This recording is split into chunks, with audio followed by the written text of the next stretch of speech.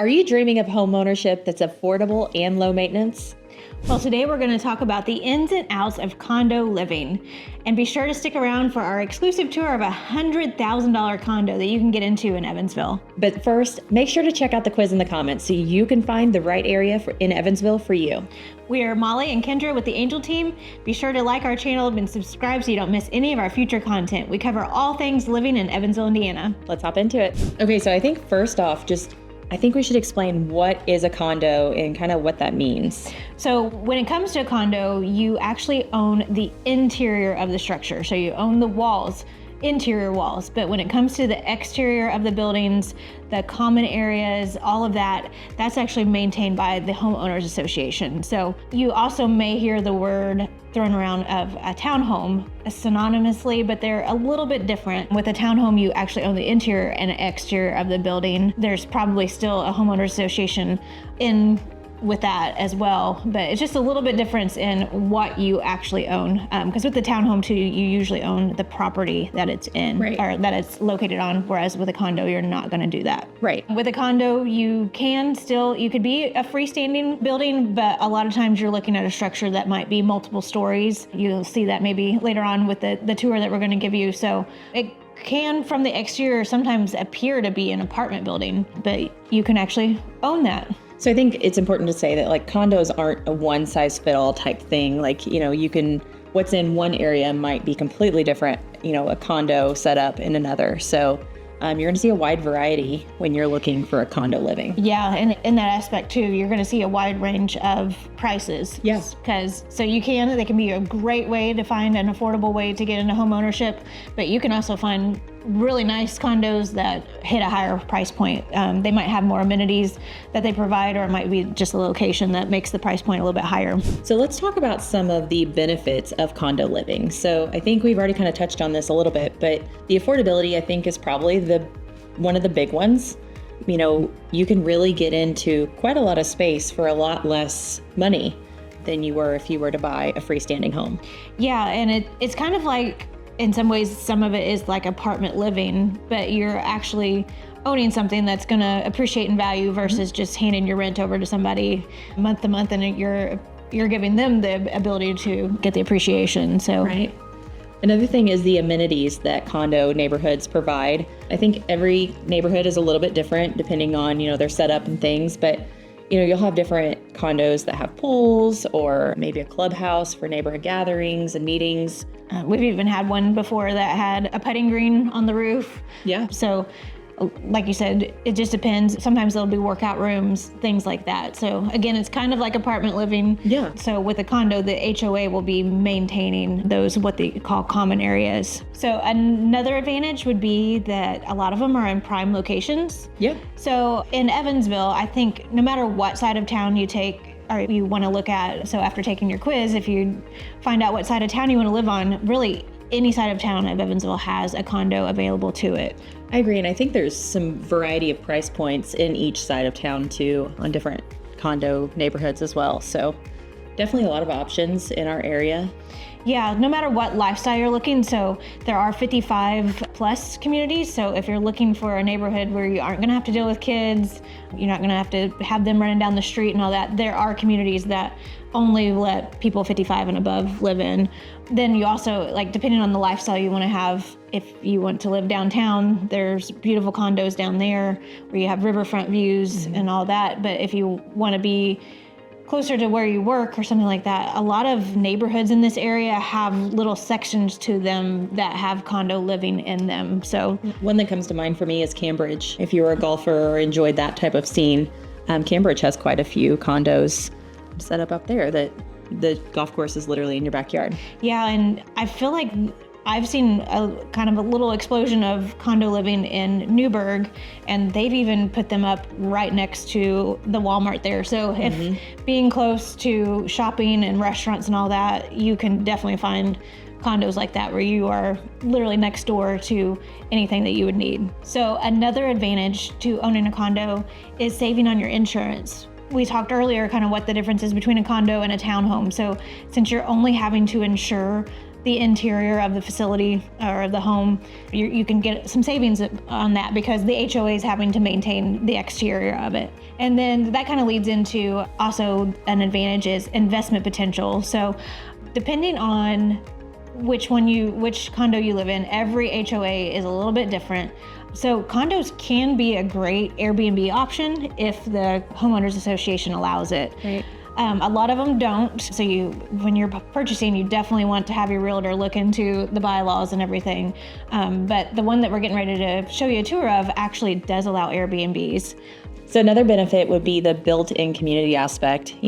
Obviously these homes are close to your neighbors, and a lot of people are looking for, a good neighbor. That's really beneficial if you travel a lot and are going out of town, you have extra eyes on your home.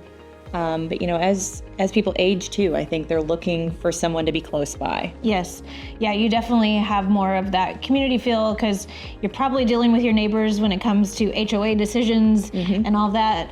But like she said, you definitely have somebody that could be looking over your place, making sure it's staying safe while you're traveling or out of town. Okay, so let's talk about some disadvantages. And I think the first one that a lot of people are going to ask right when we're showing the home is how much are the HOA fees?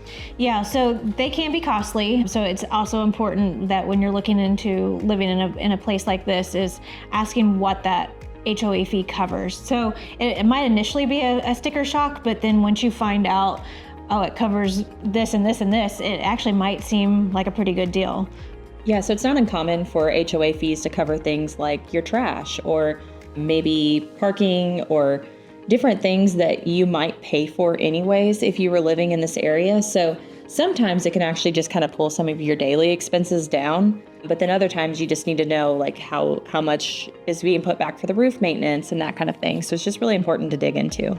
Yeah, and kind of leading into the next disadvantage of that is a lot of people just don't want to be told how to live and what to do. So a lot of times these facilities won't allow you to have a pet, which can be a big downfall because a lot of people, these are 1-bedroom condos.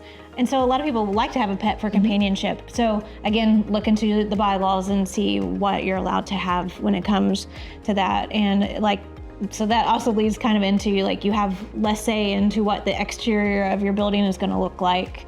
Decisions like that, you just don't get to make them on your own. They're going to be a community-based decision. So then I think it's important to discuss privacy. Some people just don't like being super close to their neighbors, and I think that can go either way. I think sometimes people think community is a great thing, and some people are just looking for more of a private solution when they're looking at homeownership. So some people just don't like condo living just for the simple fact that your neighbor really is very close, which can be a disadvantage. Yeah, you might want to, when you're looking at a condo, if that's an option, maybe spend a little bit of time inside and see, can you hear the TV from your neighbor next door? Or can you hear somebody when they're walking by the front door? Spend some time to see what the noise level is really like before you decide to purchase. So that leads kind of into another disadvantage of a condo is it can lead to some resale challenges. It kind of just depends. Like sometimes we see these condos fly off the shelf. They're gone within hours or days. But sometimes depending on the HOA rules and all of that, they can be a little bit harder to get rid of. If they're anti-Airbnbs, if they're anti-animal, the more antis they are, the resale is going to be a little bit more challenging. And I think it's fair to say that a lot of people, there's a certain buyer pool for condos, because not everybody wants, if you're a growing family and you want a yard to play in or something like that, condo living's probably not for you. Yeah, so that's another thing is parking can be a little bit limited. So usually when you live at a condo, you sometimes are assigned a specific spot. The one that we visited yesterday, they have a specific spot that they can park in. And then there was also special designated spots for visitors. Yeah, so you may not be able to have that big Super Bowl party because you might be limited on how many visitors you can have at a time, something like that. So how hard is it to get into a condo in Evansville? Well, I actually just pulled up a search, just searched the city of Evansville, and there's actually 31 current listings. And they actually range from $75,000 to $800,000. But there is an average price of about $278,000. So fits every person looking out there, basically. Yeah, so when talking about pricing, you're definitely going to want to have a good lender ready to go with a pre-qualification letter. So I wanted to take a second to thank the sponsor of today's video, Paul Kastrup with Mortgage Masters. If you are in need of a lender, give Paul a call. Okay, so I think it's time to kind of talk about the listing that we have right now, 712 Senate Avenue.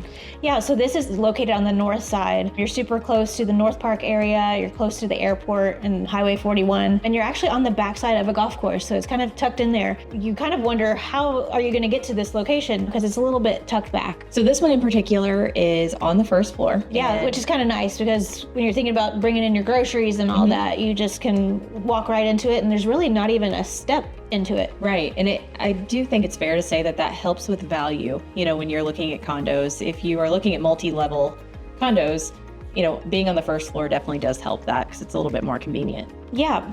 So you enter the front door, and right there you're greeted by your kitchen to the right, or you've got an eat-in dining room area on the left. Yeah, and I feel like the kitchen is pretty spacious for, how small. This house is only, 900 and something square feet? Yeah, 937 square feet. So the kitchen is a nice size and has plenty of storage. Yeah, the way they shaped it, it's kind of like a U, or kind of enclosed, so you have cabinetry all around, so really has a lot of storage. So off of the kitchen is the living area, and it has sliding glass doors that look out onto the patio as well. Definitely a spacious living area, and the patio actually overlooks Thunderbolt Golf Course, so that's pretty neat. You could sit out and watch the golfers go by.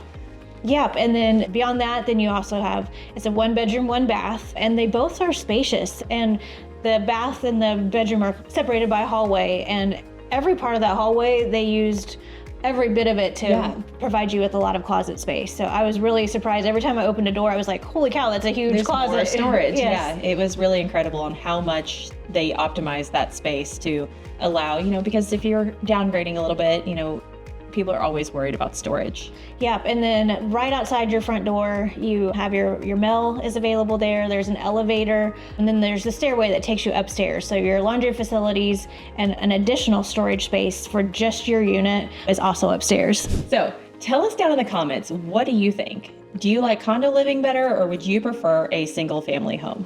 Or have you lived in a condo before? Maybe you have some advice on somebody looking into condo life.